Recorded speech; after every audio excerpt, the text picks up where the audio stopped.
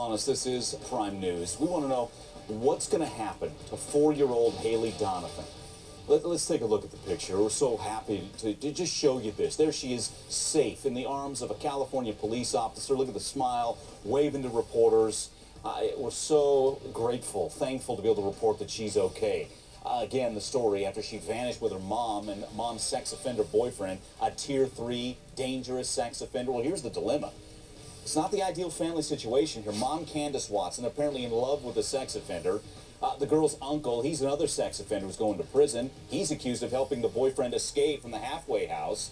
Now, the grandmother, Mary Watson, she wants custody. Is this the right place? We're taking your calls, 1-877-TEL-HLN. Joining us to talk about it, Don Clark, former FBI special agent in charge. Good to have Don back. Also with us, Randy Kessler, family law attorney. Going to lean on Randy here. Randy, first off, let's talk about what kind of role mom Candace Watson should have in this little girl's life. I mean, there's no way she's going to have custody. Tell us that after she basically admits she's in love with a Tier 3 sex offender.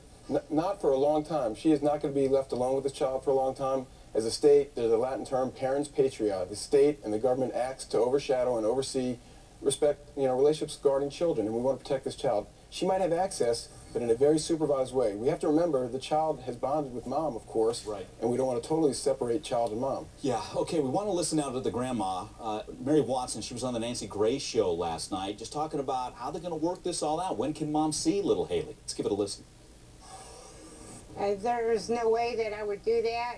I'll have to go through Children's Services, and I will abide by Children's Services rules. And if she's not allowed to see her, then she's not allowed to see her. That's the way it's going to be. Okay, that's that. You can hear from Mary Watson. She wants what's best for her little granddaughter, little Haylee. So, Randy, how do you work that out? You kind of mentioned it. The little girl, Haylee's bonded with her mom. So how are you going to work out them seeing each other again, and when? Well, these cases are never easy. There's never a black and white solution. If there was, this wouldn't be on the news, and then we wouldn't need lawyers, and we wouldn't need court systems. We've got to find a compromise focused on what's best for the child, period. The child doesn't need to be taken to a bunch of strangers right now. If the child knows grandma, and grandma is okay, and so far we haven't heard any major catastrophes about grandma, then maybe that's the right place. The question is, will grandma really watch out for the child? She let mom bond up with a sex offender, and she knew it was happening. Yeah, let's bring in Tara Fields, licensed marriage and family therapist. Tara, good to have you on the show. So let's talk about the reintroduction of little Haylee with her mom, Candace Watson. How do you go about that? I mean, they've been on this 2,000-mile journey. What is the best way? But obviously the little girl knows something's up. Her mom's out of the picture. She was in California. She's being interviewed by people. What do you think's going on with the little girl? Well, the most important thing for people to understand, and I'm sure if she's involved with any kind of mental health professionals, is you have to really reassure her that she is not responsible for the separation from her mother. Because unfortunately, often children, even in the most abusive situations, will say, oh, I promise if I'm really good, will you not punish my mom and bring her back to me? Having said that, in my professional opinion, it is not in the interest of this child, the best interest of this child, to be anywhere near her mother, because her mother made a clear decision that being with this man is more important than being with my child, and I will involve her in breaking this guy out of whatever, halfway house he was in, take her across country because I want to be with this man. That's not a mother who believes that my child takes precedence. No, exactly. That's the job of a parent, as you're talking about here, to protect our children. This guy, Tier 3 sex offender, and committed offenses against 7- and 9-year-olds. We don't want to lose that side of that. Let's get a call in. A lot of folks want to dive in on the conversation. Mary in New York. Hi, Mary. Your comment or question? Yes, I'd like to make a comment. Yeah. I don't feel that the mom or the grandmother should have custody.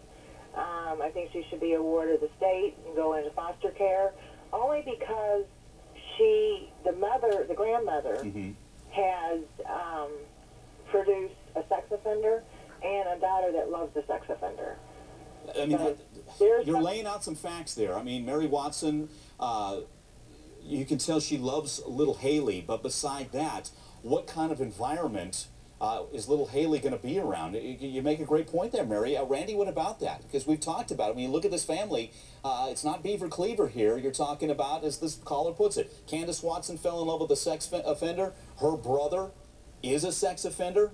How do we know what's best for Haylee? Well, that's the thing. We're not going to solve it today. And, yeah. You know, it'd be nice if we could, but it's going to take a lot of investigation. And one thing that's clear, Grandma at least stepped up, maybe too little, too late, but she stepped up and said, I want to get custody so that I can put out this Amber Alert. And she's saying and doing the right things, and that's the first step. You know, the second step is to have somebody who's an expert in this field look at the whole circumstances and report to the court and say, on the whole, Grandma would be better because of the natural relationship, or on the whole, let's get a foster family. Right, and we're going to talk to our expert, Tara Fields, about that when we come back. Also, Don Clark about the investigation, what we can glean from that. We'll take more of your phone calls as well. The number, 1-877-TEL-HLN. I'm so thankful they're talking about it, finally.